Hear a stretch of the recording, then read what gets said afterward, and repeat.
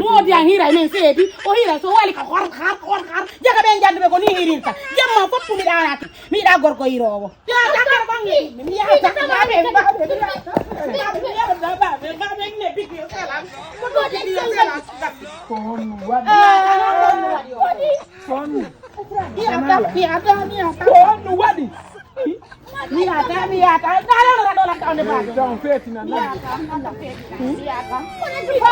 en famo ndi tani ni mi arti ko amen c'est fini mi kan wuta mi alami min no mi wurtay ba so wal goddo ngi ngabay mi wurtay ba wurte tati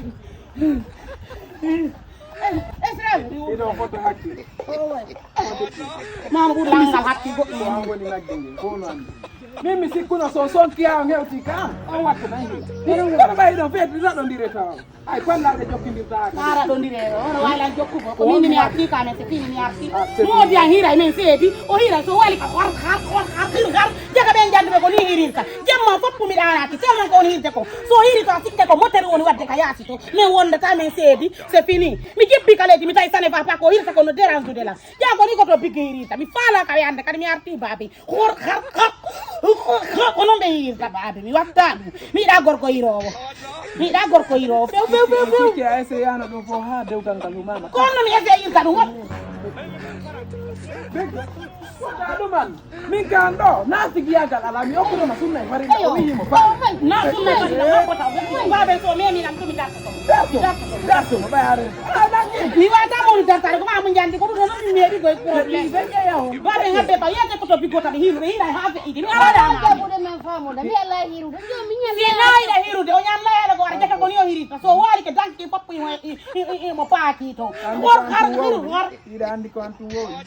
Ko to bigo no andi konde ko uda so defi ko ide o nyama lan na peret ka ko mi no go pre ini ndiam yerta walo kin ora ngana ndiya woni hidinde mo baba hiru gongo do ito seda yo na do ito yo attu hiru go amira kana kabisa do mi ya wo ira baba hiru gongo so diga ile karon ki no so wali ko wada ito o we na no sifa be ray nay motor ngano na sifa be wallahi do ngande motor ko to ko lo kon to no wali to ka ko no si ko to bi ti ke hirirte awata wala be suudu babe mai sanza John ya nara kadi sala san ko la bi tati yaw ton kad wabe yete mo sifa ne mo awata be hiru sifa ne Findi nay.